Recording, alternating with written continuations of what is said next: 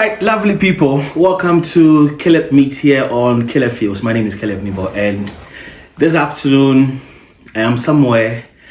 I will tell you very soon, but it's been an amazing journey from London all the way to this side of town. It's been long coming. Finally, I am here with one of Ghana's favorites, the songstress, one who's used her music to win souls, and that's who has been able to explore the world. She sold Ghana with her music. Ladies and gentlemen, help me welcome. It's even weird welcoming somebody in her own home. How is it possible? Anyway, Diana Hamilton is here with me. Diana, welcome. Thank you. Like I said, it feels weird actually welcoming you in your own home. It is. But let me say you're welcome. Welcome to my home. Thank you very much for having me. It's, like I said, it's actually been an amazing journey from wherever I was living or basing to your side. But you've always been cheerful, and I asked myself, what's the secret? Christ, and it's my nature though. It's my nature. I'm a helpless sanguine, so I'm just naturally nice. I see. Yeah, but it's the joy of the Lord is my strength. Okay. So when I was actually preparing for this interview, I actually realized that you're 45. You turned 46 I think on the 4th of December. Yes. You don't look 45 or that. I feel 45. I feel 45. What have you been doing behind closed doors that we don't know? Eating. You eat?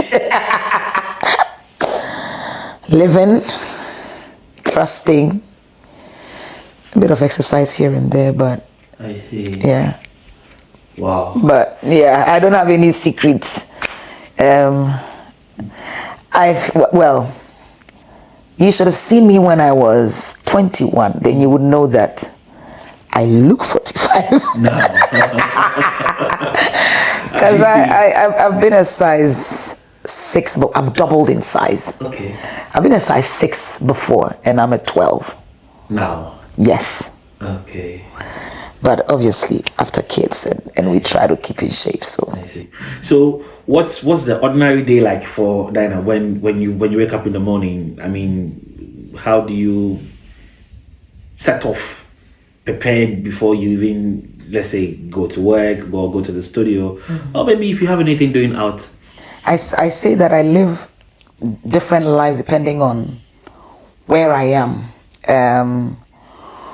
When I'm in Ghana, it's more wake up, do yourself and Jesus relationship, and it's zoom to where the next meeting is, where the next appointment is, where the next event is, or where the next studio is.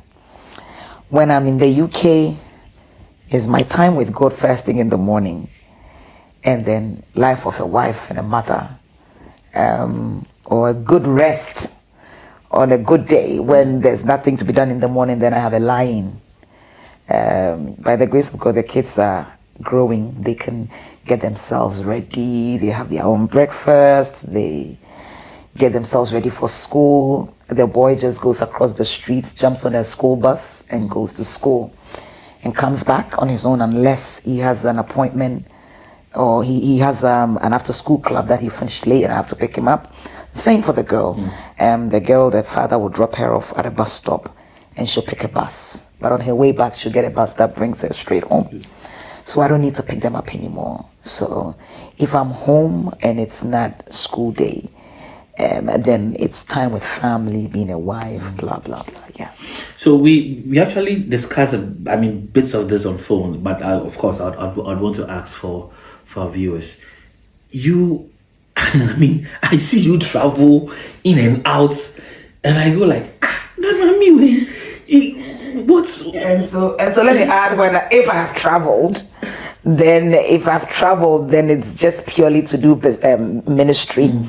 And so I would, when the moment I land, Because when I am traveling is usually, if it's not in Ghana, most of the events are done on Saturdays. And so I go in on Friday, rehearse on Friday, and then the Saturday morning I have my time to myself. And if all things being equal, and I do all things being equal because in this side of the world, it's difficult to get help with things. So if the event is going well and we get the chance to do sound check, then on the Saturday around 2:00 I'll go do sound check, come back, get ready, go minister in the evening, come back, and Sunday first thing I'm on a flight back to England. But I've seen you spend like 2 days in the USA, then pack back to Ghana, 2-3 days, you're back here in the UK. Yeah. Next day you are going to Holland, and I go like, do you rest? I mean, is there anything called proper rest for Dinah? I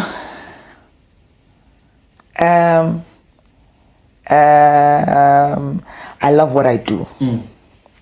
I love what I do. And so when I'm home, I have to say that when I'm home, I get to rest.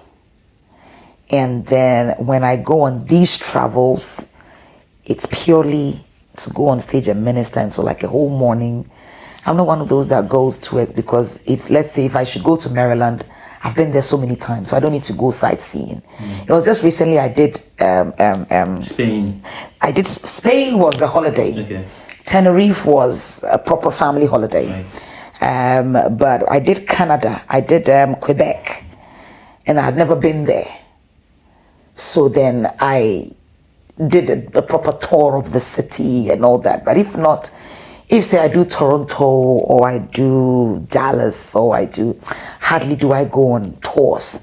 So that means that obviously the Saturday morning I'm rested, and some of the event organizers are nice. They come pick you as close to the event as possible. So it makes life, I get a bit of rest. But like I said, we took a family holiday to Spain, and that was very restful for me. Yeah. Okay, so it means you are able to juggle between you ministering, you doing your motherly duties, and then your role as a wife. I see. But are you still a nurse? Are you still? I am still a nurse. Do you practice? I'm supposed to be practicing. You are supposed to. Yes. But you are not. I practice once in a while. What I do is, I do as much hours as I need to be sure that I'm able to maintain my registration. Okay.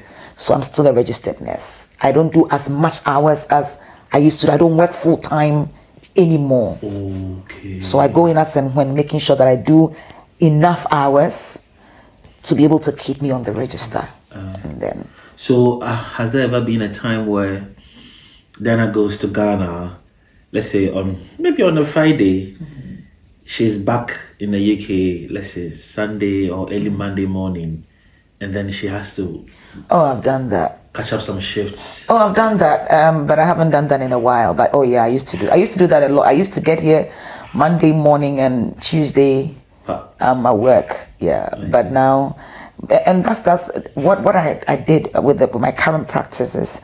I usually do 3 days. So I do Tuesday, Wednesday, Thursday, so that if I have to travel, I can go on Friday, I get here on Monday, and then Tuesday I can go to work. If I have to pick the hours up like that. So then I don't have to get in on Monday morning and I have to go to work Monday morning. I haven't done that in a while, but I've done it before. I see. So nursing, does it pay? Put food on the table, put clothes on the body. Yes, it pays. I see. Okay. So with all these things you do, it means your husband actually has a lot on his hands, especially when you are on the trip without him and he's here with the kids. Possibly he would have to even drive you to the airport, drive back, get the kids ready. So it means you have a supportive husband who have actually held you down. Yeah. I see. How did you meet him? We met in school. I was training as a nurse. He was training as a doctor. So we met in school. But we met in our church group where on campus we had what we call the PENSA, Pentecostal Students and Associates. So we met in one of our conferences, but we were all in Kumasi. I see. How's marriage been so far? By the grace of God. If you should get a chance, I'll do it all over again. To say yes to I'll do it Mr. all. Joe. I'll do it all over again. I won't blink. I see. What's that one thing about him that drives you crazy? I mean, you look at him and go like, hey, me. Oh my goodness. My husband is the most caring guy you can have. Very protective, very caring, very hands-on. Just knowing that he loves you is just enough. Yeah. I see. I recently saw a post from Erica Campbell, and she said that marriage before sex is not a sin. Do you subscribe to that? That's the Bible saying. Well, as a Christian, said marriage before Until we can leave it there. You're running away. I am not running away. But I am a Christian. I live by what the Bible says. That's why I asked you, what does the Bible say?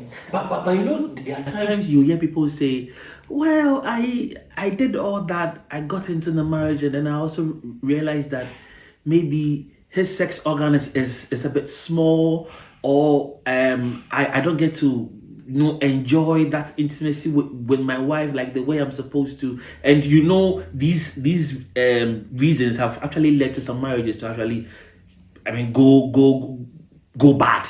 So one would also say, how many of such relationships have ended purely based on that and because they didn't know each other? And how many marriages have survived when they didn't know each other sexually before they married? And what is the Bible stance? Caleb, I live by what the Bible says. I am not a perfect person, but we are looking up to Jesus, the author and the finisher of our faith. And his word is clear on that. Yes, he forgives sin. But if you know the right thing and you don't do it, we shouldn't try and sugarcoat it or justify it. Okay? That's why I asked, what does the Bible say? Because as a Christian, our aim is to please God. And so if it's clear that that's what the Bible says, then I see. Well, at this point, I have to give up. But so earlier you mentioned kids. I know you have like 2 kids. yes. The twins. Yes. Are there plans for another? Oh, we're done. Oh. I told you I'm 45. You said I'm 45, going to 46. Yeah, but I've also read somewhere in the Bible that somebody, there was one woman in the Bible who actually clocked about 90 before. Oh yeah, that's her.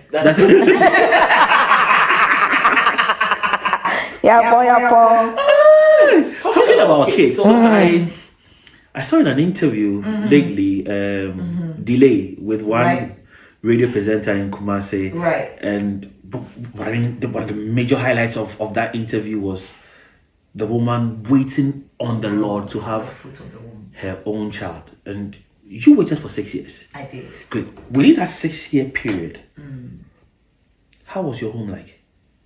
And extended family, your family, your husband's family? It was fine. We had no issues. No pressure? No pressure. No pressure, not from my in-laws, not from my side. Not even my manager Kinde was like, he worked with me and didn't even know I was looking for the fruit of the womb. So there was no pressure from anyone. I was the one, myself and my husband, we wanted it. He didn't give me pressure. His family didn't give me pressure. My family didn't give us pressure. All they did was pray for us. No, not from my family, not from my husband, not from his family. I see. So as an individual, you never went to bed thinking about, 6 years, why are the babies not coming? Oh, I was thinking.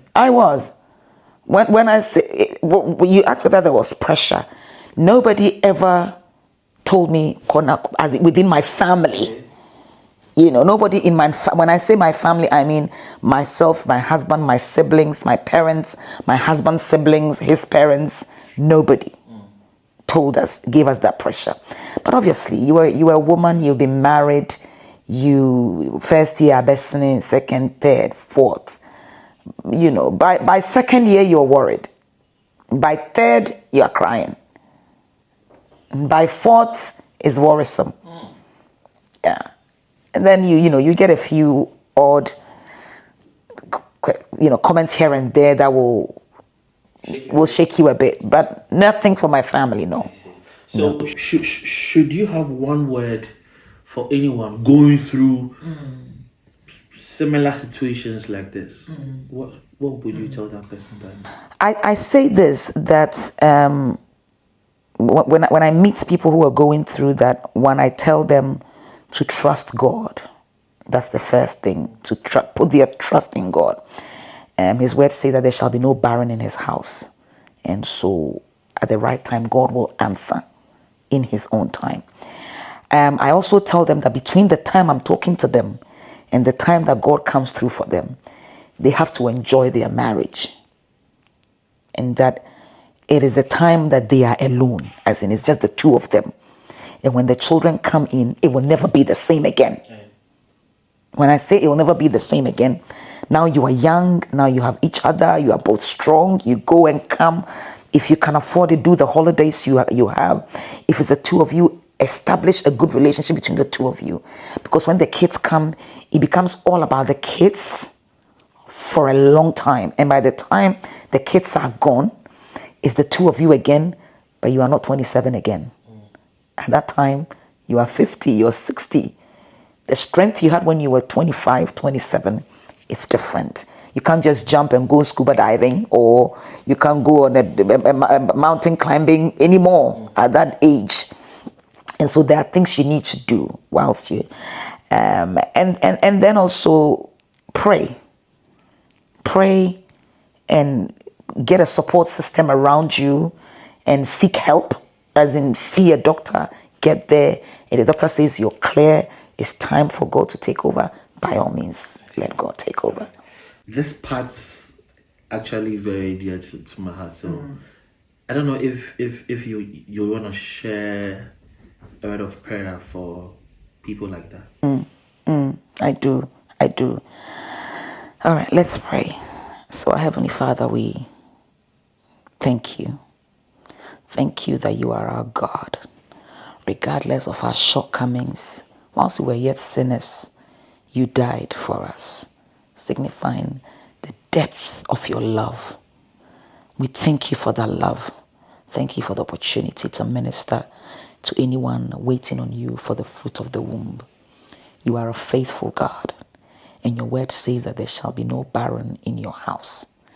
And so, Father, I pray that as women cry unto you, as women lay on the altar, as women listen to me, as anyone within the sound of my voice or anyone seeing this video, as they attach themselves and their minds to this prayer, I ask, oh God, that you open wombs,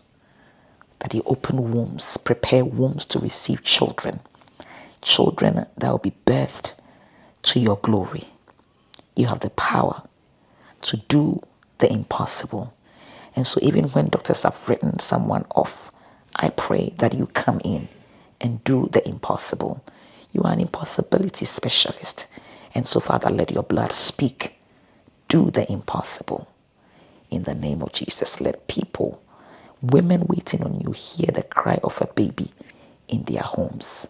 I thank you that as you do it all the time, as you did it for me, as you did it for Sarah, as you did it for Hannah, you will do it again and again.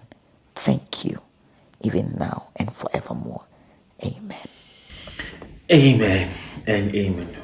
Very powerful prayer there, and I hope anyone who watches this and facing something similar, please keep on. God will surely smile on you. But talking of twins, how is it like having these two ones at home? I'm asking this question because I visited a friend of mine, Desire Dancer, at her home, and she has twins too. Okay. And a cake, and all. I mean, you can't have a piece of mind. Peace. And I wonder how. I mean, how are you? I mean, those of you with twins. How are you able to manage them till they get to a certain point that what? Has Desire got any other children? She has one boy before. That'll be hard. That'll be hard for Desire, but for me, I say that that's all I know. Do you get what I mean? My first conception was twins, and so I don't know how it feels to have one. And so for me, 2 is my normal. 2 is my normal. But I think I have a supportive husband, like you said. And so we basically all sing from the same song sheet. And I also had a bit of tutorial for my mother, even though when she came, she messed it up herself. But she literally told us that because we're having twins, we should put things in place to ensure that we're able to get time for ourselves. So when we had the kids, we fed them at the same time. They went to bed at the same time. They played together. When I was in the kitchen, I had a high chair that I'd put them in, strap them in, and they could watch TV whilst I did my chores and everything. And so these are the things, and they knew not to get out of the high chair. These were just little things that we did just to ensure their safety. And so, I think I was blessed not to have a child that would be writing on walls, and I didn't have those. But there was the odd time you go one day and they've covered themselves in cream. These are all part of it. But yeah, we tried. And until now, they'll go to bed at the same time, and we did it such that even if you were not sleepy, to learn to stay in your bed because it's bedtime. You see what I mean? Unlike ABI, you get a child, it's 10 o'clock, because the child is not sleepy, he's walking about, running around the house. We ensure that when it's bedtime, go to your room, lay in your bed, so that at least you know that at 10 or 9, when they enter their room, you have a mommy time or something like that. I see. Yeah. All right. A colleague of mine, Kojo King has a song he calls Be Kind. Okay. And there's a line in the song that he asked, who entertains the entertainer? Okay. Lena, what and who entertains you? Let's see. I love my YouTube. I love my YouTube. But these days I don't get the chance to do as much, but I'll do a lot on YouTube, short videos. I'll watch a lot of music videos, a lot. And then I love my movies, and I have a big family, and we proper entertain ourselves. By the time you've gone through a call to everyone in America, they nasa. So there's not a down time for me. So I think for me, my entertainment is when I'm not being entertained. If you get what I mean, like when I just have a peace and quiet. Oh yeah. So it was actually in relation to how entertainers mostly find themselves in, let's say, wrong or bad mental health states, okay, where it becomes very difficult for them to come out of it because they feel they give out their all to the public, but when they get into their rooms, they are just with their beds, and it ends there. Okay. I can't identify with that. By the grace of God, I can't identify with that. Yeah. Let's do some music business. I log on to your YouTube channel, and I was actually blown away. The numbers are so impressive. We thank God. You've been working hard, Diana. We try. And I see the videos, the quality of videos you shoot. I see the art direction, costume, and I ask myself, how much is this woman spending on videos? We're paying as everyone pays, so we try. but difference room. Because what I see with yours, it doesn't look like everybody is paying the same. Yes, because there's one, I think. I'm trying to record this video. I mean, whole choir, they were all costumed. I mean, something. Say amen. I mean, this is costly. You have a point. You have a point. But it was worth it, wasn't it? Yes, it was. And Yeah. I sometimes look at how the artists are able to balance their sheets, especially when you have to put in a lot more. And I'm saying this because I have spoken to other musicians and they tell me the money they put into their videos, they Don't get it back. So sometimes it clicks. If you are not getting it back, why do you keep doing pumping more into it? It's called consistency, because it must be paying for someone for us to be having some videos out there, and you can't say I will do anything shabby and wait till I get money before I do a quality one. So you do the best you can. That's what it's called, doing the best you can at every point in time. A video you might find quality now might not be that much of a high quality in a few years time. But the most important thing is doing your maximum best at this particular time. And I think that's what we've been doing. I have a great video director, Mark Willis, and we're always coming up with something new, something great. And so far so good. Like I said, it must be paying for someone, and so it's better to do the best you can. And at the right time, it'll pay for itself. I see. Yeah. So this one there, on the average, on like Mr. Caleb Nebo, are you asking for figures? Well, I want to know, if not fake, maybe let's say a range. No numbers mentioned, no figures given.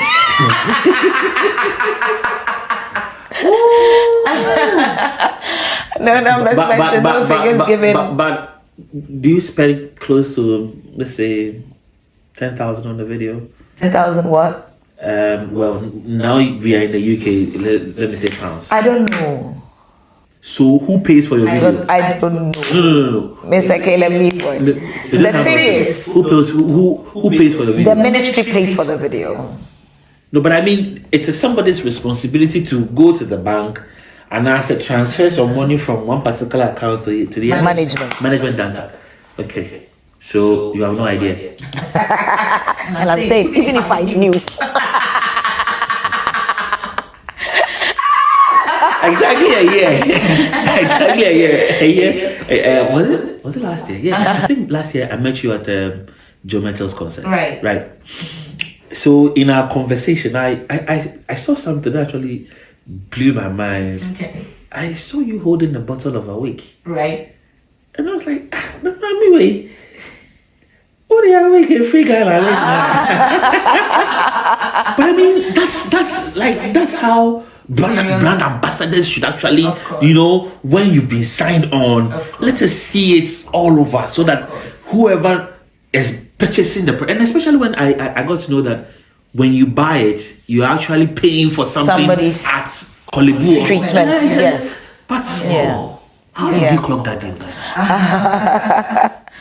I know you hear by the grace of God so much that you don't even want to hear it anymore, but it is the grace of God. And it was a relationship that was built not straight into ambassadorial. Many years before that, they asked for an endorsement. So I just did an endorsement for them. And then a year after, they came on board as a sponsor. And then I think a year or two later, I became their brand ambassador. So it's a relationship that has grown over the years. Yeah. But I know as you sit here now, you would want to get more companies come on. Oh, and I'm not one saying. But talking about sponsors, how easy or difficult has it been for you and your management to get them to come on board? I mean, when you're talking of brand ambassador, I represent 3 companies. I do Awake, I do Enterprise Life, and I do Property Electronics. So these are 3 companies that we stand for at the moment, and it'll be nice, to get more if they are brands that I can align with. brands that I know I can sell. Okay. So Because I have to. It's about selling. It's about brands that stands with me, brands that I can work for, brands that I believe in. I have to have used the product to know that I like it. I can't tell you I like something that I have not used. It's not used. Oh no. How can I tell you it's good when I haven't used it? Most of these brand influencers back home, once the paycheck is good, they wouldn't mind endorsing, and then I drink only awake. When I'm in Ghana, I don't drink any water in Ghana. I drink only awake. And before I became a brand ambassador, I was drinking awake. That's one. Before I did property electronics, I had to get their products. I had to use it. And when I I remember going to Kumasi, we rented a house for experience. And we went there, we got there, realized their microwave was too small. I just called and said, bring one of your microwaves. Let's use it and know that it actually is what we say it is. So that when we are saying it's good, and I'll go to property electronics, Tony Sack's house, and all his air conditioners are property air conditioners. Enterprise Life, when they called me, one of the things that made it a no-brainer for me was my PA then. When I heard Enterprise, I called her and I said, Ojo, Enterprise will frame you. And she was like, oh, they're very good. When my mother passed, I had an insurance with them. I just called them, they asked for the death certificate, and they paid me. Do you see what I mean? I got a first-hand testimonial from somebody who is close to me, who had no business lying and had no business telling the truth. Two, if it was the truth, she would say it. If it's a lie, she won't even talk about that. She'll tell you, don't go in there. It's not right. So, yeah. So, my last question on this sponsorship bit will be, I don't know if you heard, so somewhere last year, there was a gospel show that got a major deal with a company that produces condoms. A company like that, Dinah cannot affiliate with them. When it gets to my table, we'll see about that. I mean, if you are having an experience show and they would want to, they would want to sponsor. When we get sponsorship, we think about it as a team and decide, do we want to go with this or not? I'd want it to be on my table. Reason why someone else has done it. Telling you I'll do it when it's not even been given to me. It's not right to just sit here and say, oh, no, let's leave it there. It's not come on my table. Have you seen me use have you seen them sponsoring me before? Not yet, but maybe they can show up, When they show up and I don't do it, I'll tell you. And when they show up and I do it, you will know. But I know some of your colleagues, they've openly said that, look, I won't align myself with a company like, these alcoholic, whatever. And they've been blunt. Oh, of course, there are some products you will not do. Okay? I am a nurse. Right. And I do family health. Right. I do family planning as my line of job. Yeah, right. And so when you come to me, I'll give you contraception. I'll do this as my job that I give to people. But when it comes to sponsorship, I like to sit back and ask, who am I selling it to? Because in that way, when it comes to sponsorship, I'm selling to someone. I'm telling somebody, go get this, go do that, go do this. And it's something I use. It's something I believe in. It goes beyond that. And so that's why I don't like to give a blank statement. This is a no-no. This is certainly in this area. But if it doesn't align with the word of God, if it doesn't align with me, no, I will not do it. Yeah. Now let's do music. Let's come to the music. Let's come to the music. And one song that actually shook us. It was so young. Monio. Monio. It's a song. I think you actually saw the video. One of my interviews with KO where he said it was actually the third Afrobeat song that he did. But as an artist, when you went into the studio and the beat was played, were you certain? Because it was more like something new. You were getting. Do you know what? Money Yo was actually my second. The first was work in progress. No, but I said on Munio, he went all out. Yes, because we had tested the waters with work in progress. Okay. We had tested the waters in work in progress, enough FI. So then with Munio, he went all out.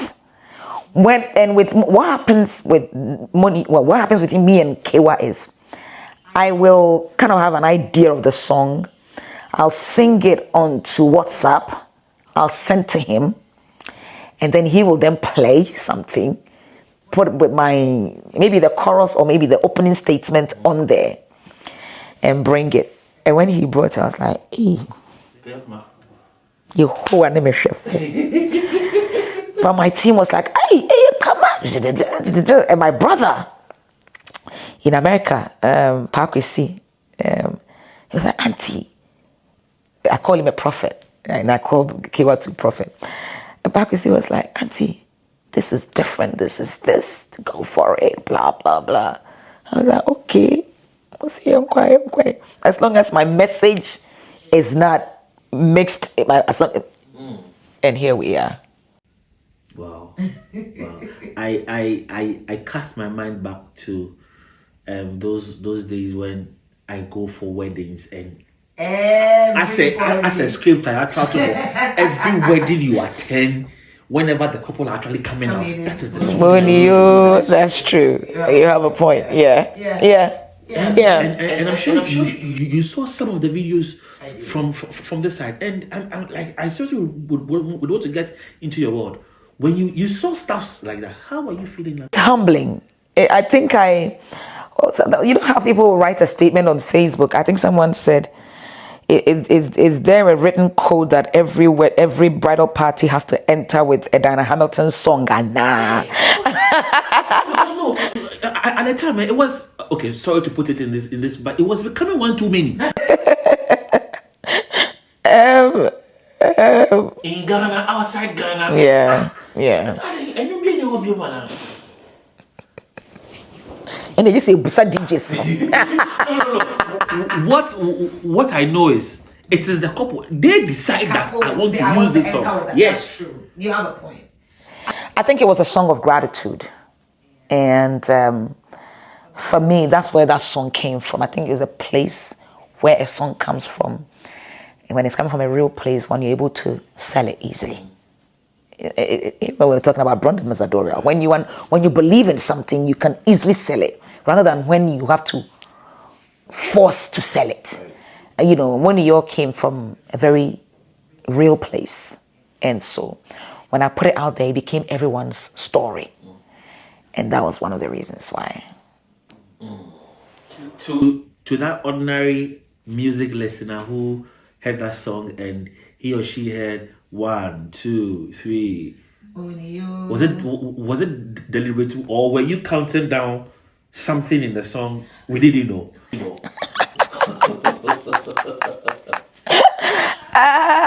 I think I do 1, 2, 3 a lot to time myself. Okay. To time myself, I do. I think one of the songs, one of the awards, Nasi was like the lady who likes to. Was either Nasi or New Kinds, and the lady who likes to count 1, 2, 3. I do that a lot. I don't know why, but I do that a lot in my songs. I'll do 1, 2, or 1, 2, 3. Let's go, or something. I see. Not on purpose. It happens. Can one also say that the successes of Monio actually pushed you to overdo yourself in Adum? What happens is, for every time I've released a song, I've asked God to outdo himself. That's why, you know, when you said it, I didn't say no or yes, because then somebody outdoes himself at every point in time. And obviously, there were other songs before that, but I'll always go to God, Father, outdo yourself. And it's been growth. It's been work in progress. within that era, obviously there have been those Strobe Casses, the Yewas in Siwiyes, all of those coming in. Then we did Work in Progress, which was, I've always said that every time I've changed a producer, we've gotten a new sound. Without even knowing that that's what's happening.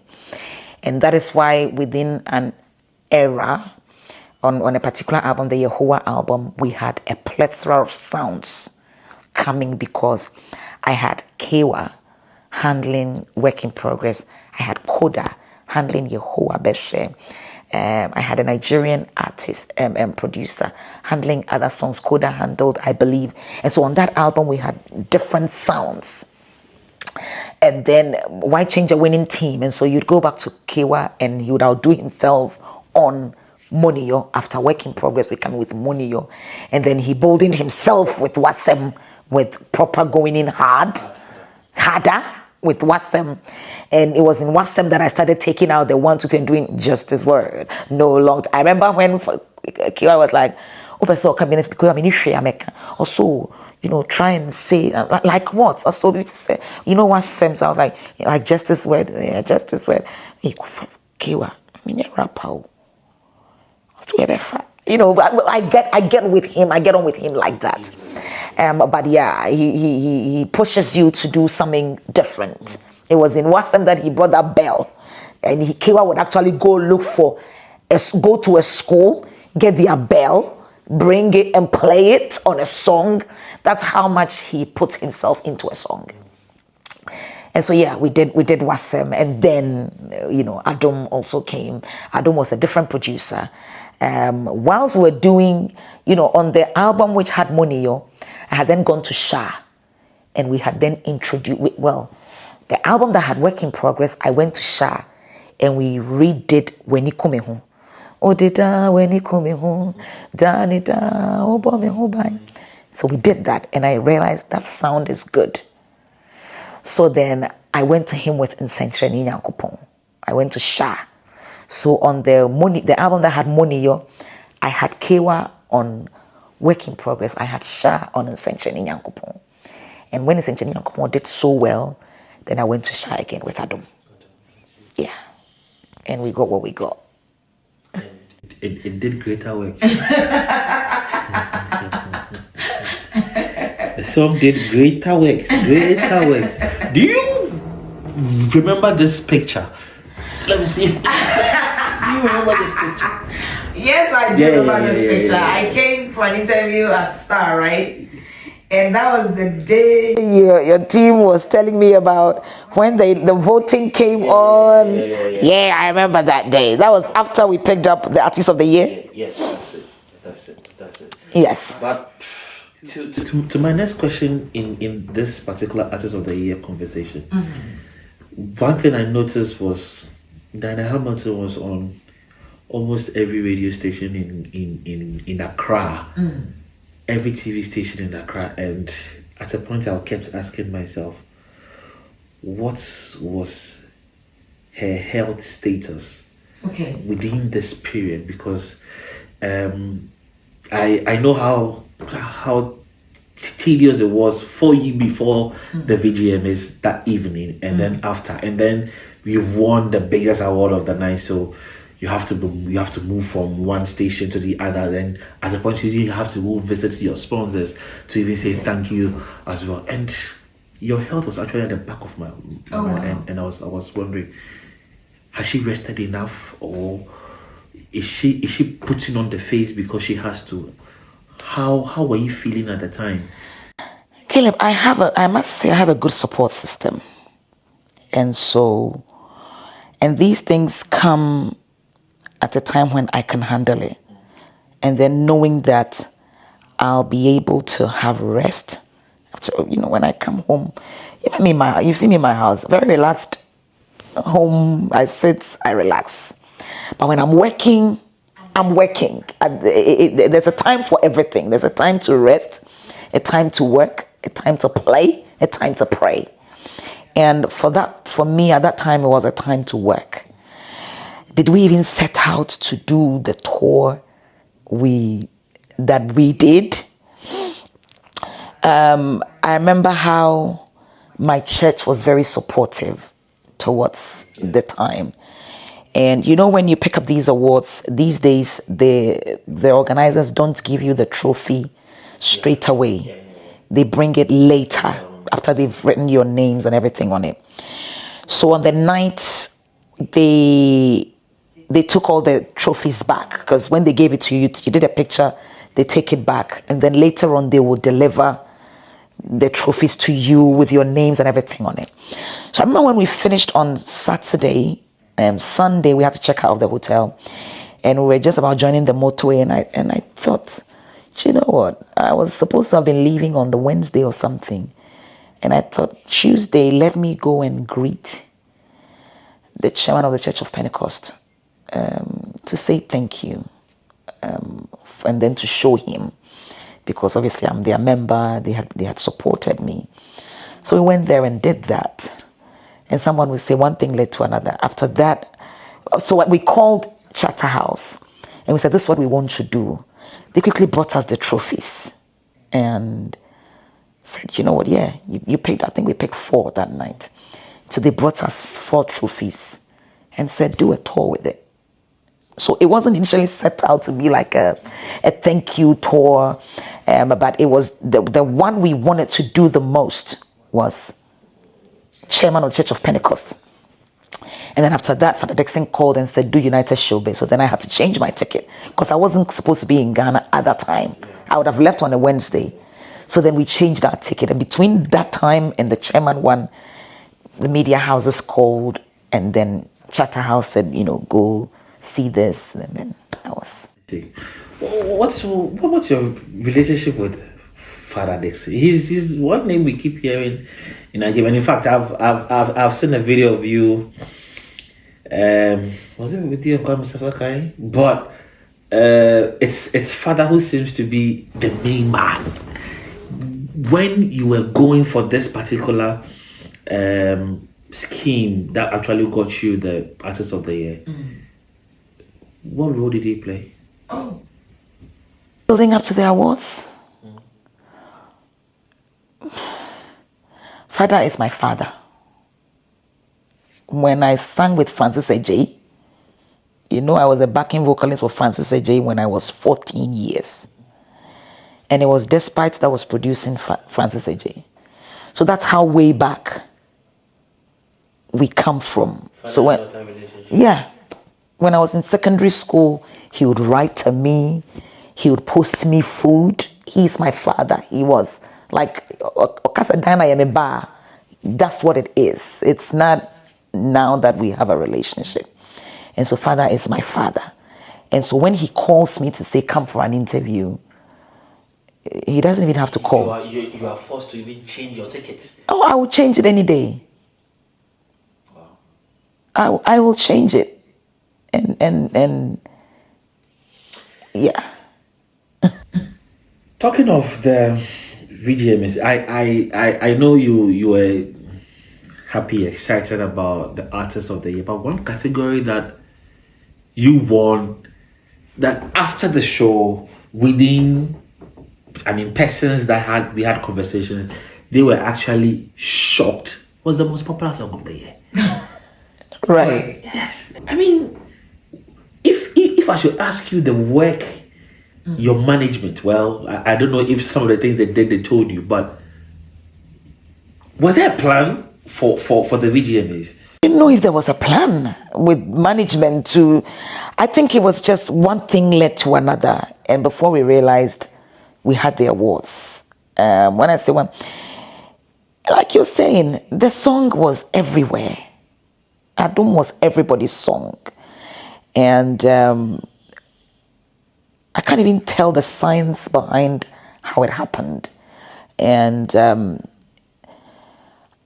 I wouldn't even know what actually went into that, if anything went into it, apart from the fact that people took it upon themselves to make it their business to make this happen. It started from when there were flyers with I stand with, it was something like I stand with Diana Hamilton, DH for Artist of the Year. There was a whole flyer that went round that people. So you mean your team didn't do that? Which team? Which part of the team? I mean, your management Team DH. You know, there's a team. There's a whole fan group yes, called the Team DH. right. They took it upon themselves, as in fans, to do that and create that. And then the chairman of Church of Pentecost put him. Chairman Opokunyina did that. And before I realized, everybody was doing that for us. One woman, I would say, Efiakoto. I was coming to mention her name. Efiakoto was on phone. Listen, she's one woman. I call woman, but she's my sister because we're almost the same age. But she's a woman who is not afraid to big another woman up. And I will not be afraid to big Efia up here. Because if Efia wants to go all out for you, Efia will go all out for you. And she's calling. If you remember that night when I did my acceptance speech, I said, Efia, you can go to bed. Like when I picked up the awards and I think that was the last thing I said. I said, Efia Koto, go to bed. Because literally, she didn't sleep. She literally didn't sleep. And she was in touch with Team DH. I.e. Klenam, Poma, Saya, the rest, Lizzie, and the rest just doing things. I'm actually her friend on Facebook, and it was all over our faces. It was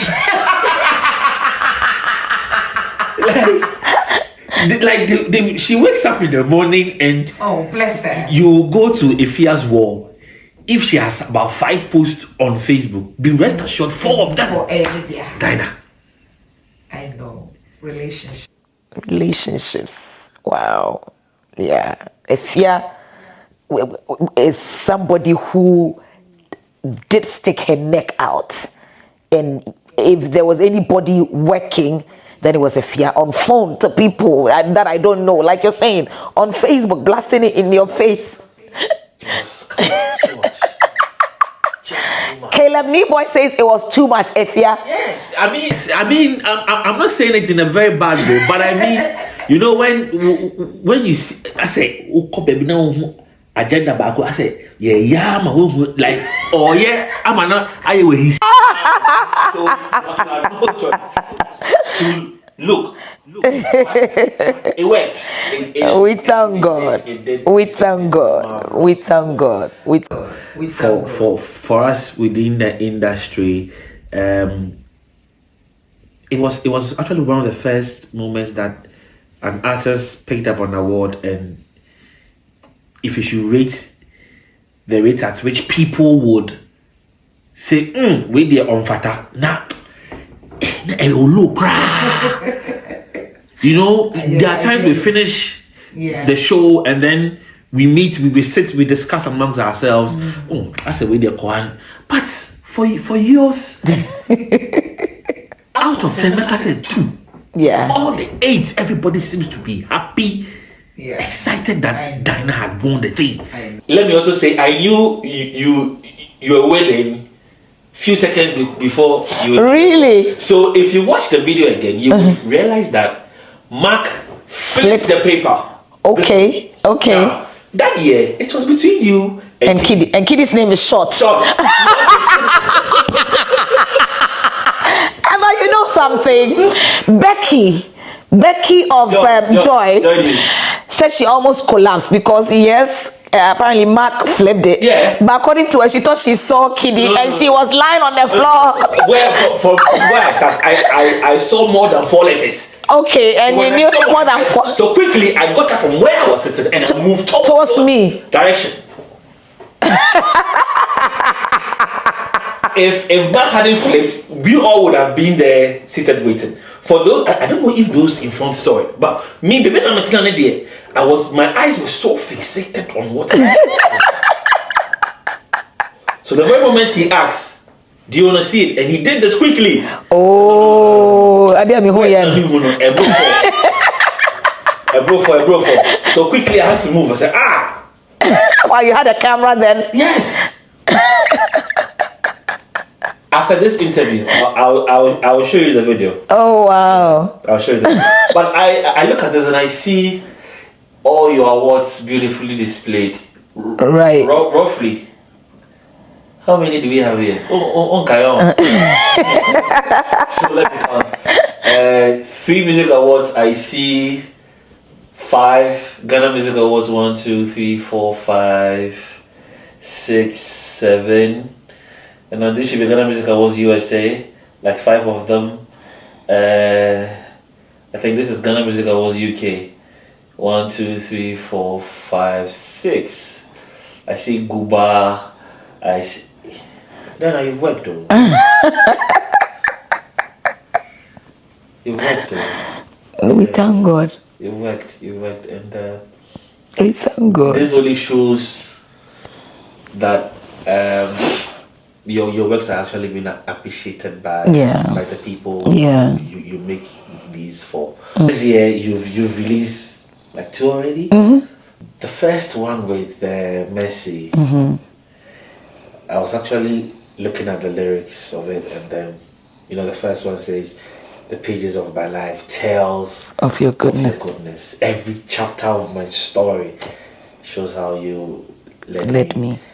But it's the second one, and on that assembly. You've been right here beside me, through the fire, through the rain. I didn't burn. I didn't drown, because you were right by my side. I'm a living testimony of the goodness of the Lord. This is the doing of the Lord. I know there are so many things that you can pinpoint, or some of your fans can say, "Oh, if you look at this, if you look at that, one can relate it to this particular line, that this is the doing of the Lord." But what's that one thing that most of your fans do not know that you can relate to, say, this is the doing of the Lord? Oh, it's the song. The song tells a story. The pages of my life, chapters of my story. You've been right here throughout the pages, through fire, through rain. I didn't burn. Even living in this country alone is just the doing of the Lord. I came here first, and then my brother joined me. But the rest of the family all live in America. Okay. I should have been, you would think that, but God has a way of positioning you somewhere that you know that this is just the doing of the Lord. Even to be living here, how I ended up here, it's purely the doing of the Lord. My issue with my children, the doing of the Lord. The fact that I live here and still to be able to do something in Ghana and to get some kind of appreciation from Ghana and the rest of the world. You came here, you can tell I live in a village.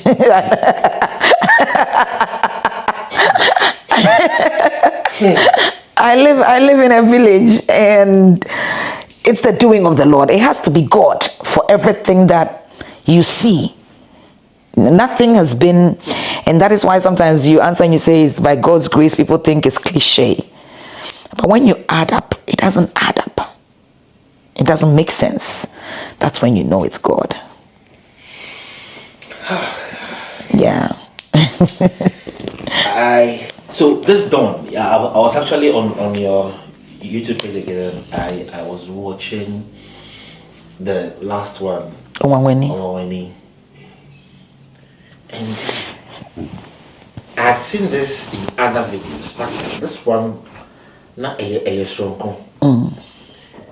I think the verse you said, mountain mover, barrier breaker. The zeal, the energy on your face spoke a lot.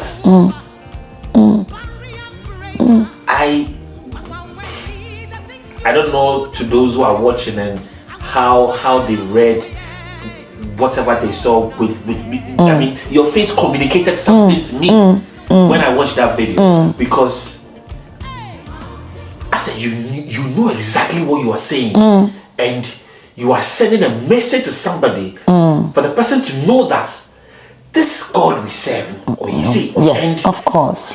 mommy, Of course. That's what I'm saying. I've seen it in other videos. Yeah.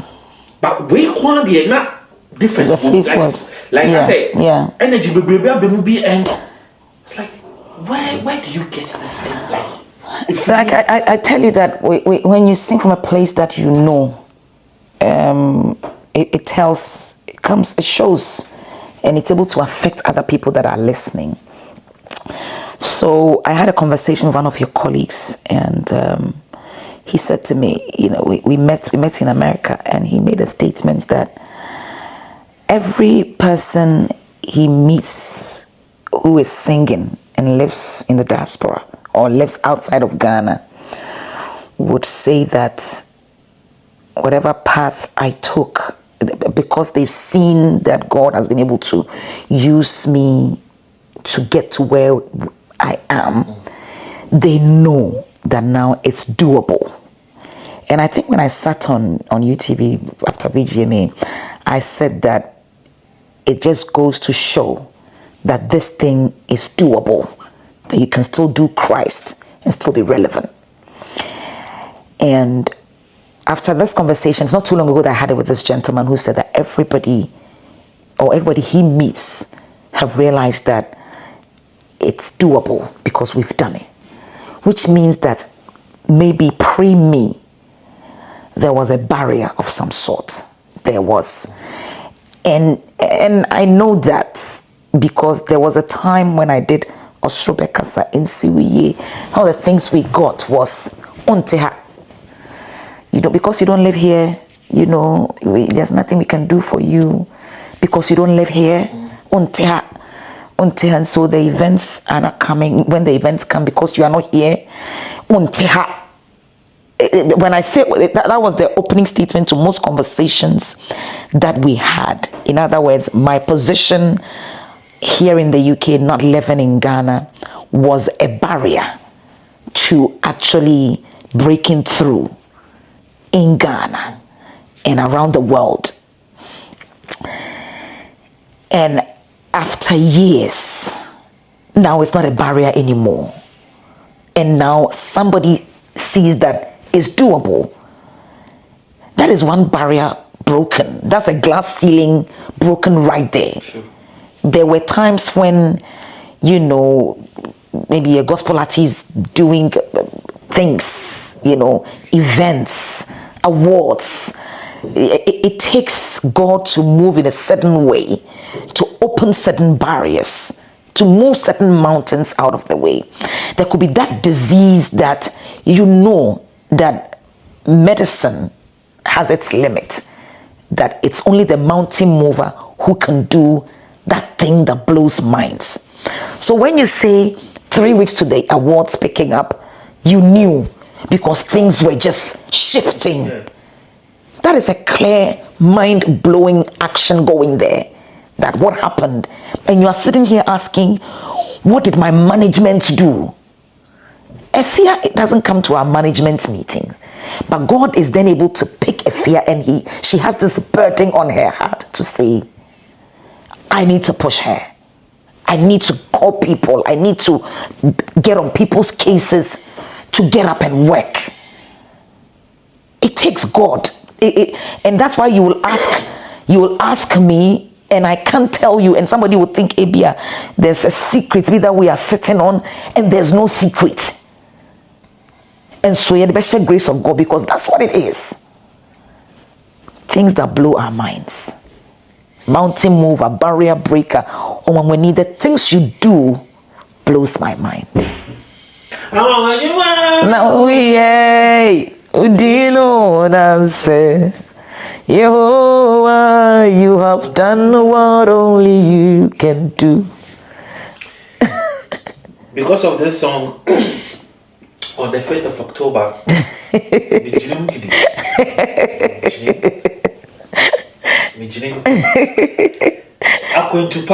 experience. You're in Ghana, was it last week or 2 weeks ago? Last week. The lunch, how did it go? It was good. It was great. It was simple, it was brief, and we achieved what we're supposed to achieve and more. You seem happy anytime you're in Ghana. Ghana, they are doing it.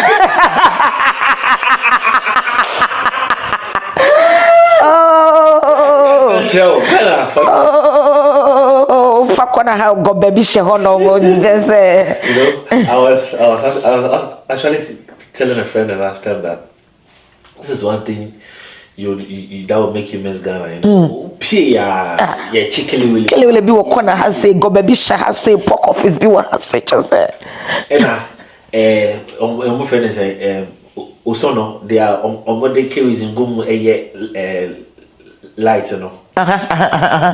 Me catch and say, even smoke now, if you but my ebano crano, ingredient, but I have no idea. Hey, ready.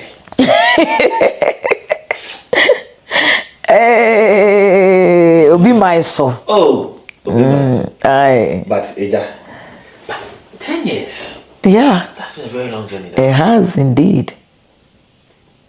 Do you look back 10 years ago, 10 years now? Oh yeah. Oh yeah. Me boom compound koshemechi. Baby, free baby, ready. Of course I look back.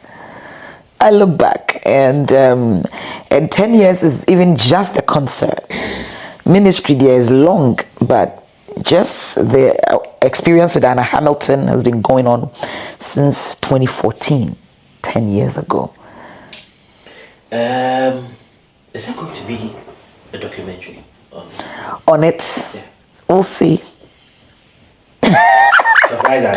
Oh, so many things. Listen. You have to be at Experience 10 in London. This is where it started.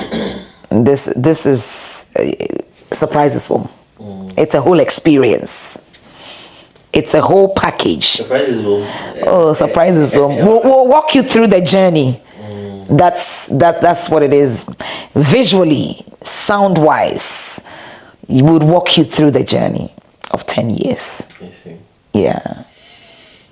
What more should myself and the numerous fans out there be expecting on the 5th of October? On the 5th of October, one, you'd be expecting the move of God. Be expecting an experience. When I say experience, it's not just the event itself, but it's a whole experience, right from entering the hall through to things we've planned for everyone in the hall. Surprises. If you don't come, you might see how people will enjoy, because we might record it and you might see it, but you want to experience it. And the team is working. Any more guest artists we haven't seen yet? When we'll release them as it is. Yes. Okay. Yes. Yes. Maybe one or two. Maybe one or two. Hey, in there, Adi. Yeah. Anywhere you find yourself in the UK, shouldn't just be in the UK. Our colleagues and friends in Ghana. Oh yeah, we have people coming from America, so we were going to be releasing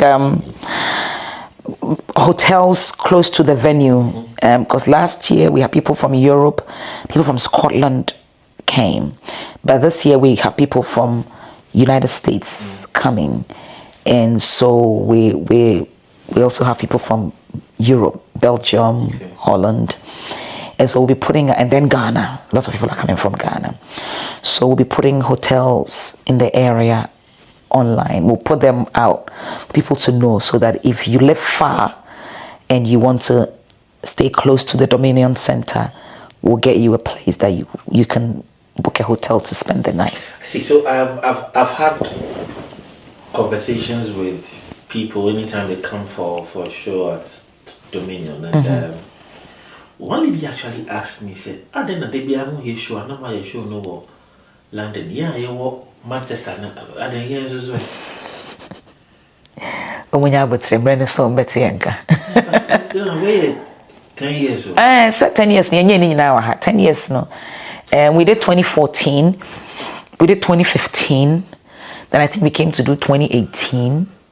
Then we did 2021 and 22. Yeah. And then we're here. So 10 years, I move 5 UK. Okay, so which means we should be looking forward, or we should be expecting that? Expecting okay. A tour of some sort. Yeah, at least. Yeah. When you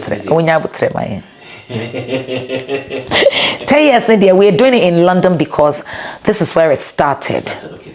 This is where we started. We first did Fountain Gate Tabernacle 2, then we did one in Ilford, and then we went to Dominion Center, and now we're going back to Dominion Center. Okay. Yeah.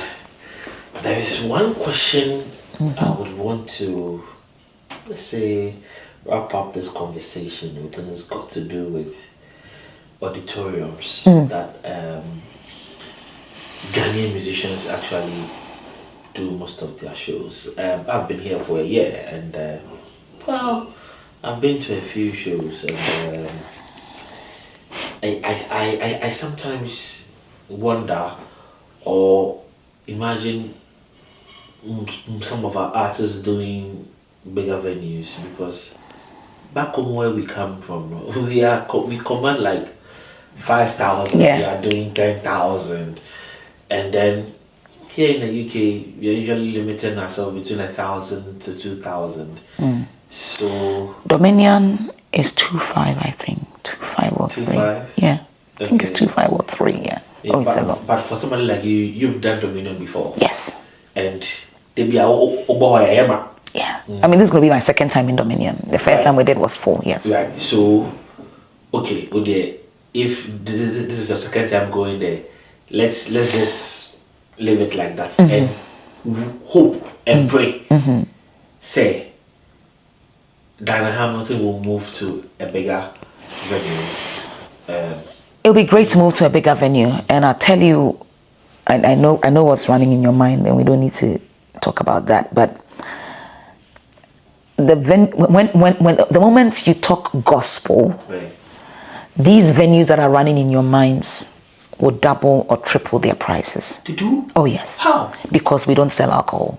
This is a different angle I'm actually hearing. I've telling you. I've not heard this. Yes. Yes. Because the venue you have in your mind, which I know, we've asked.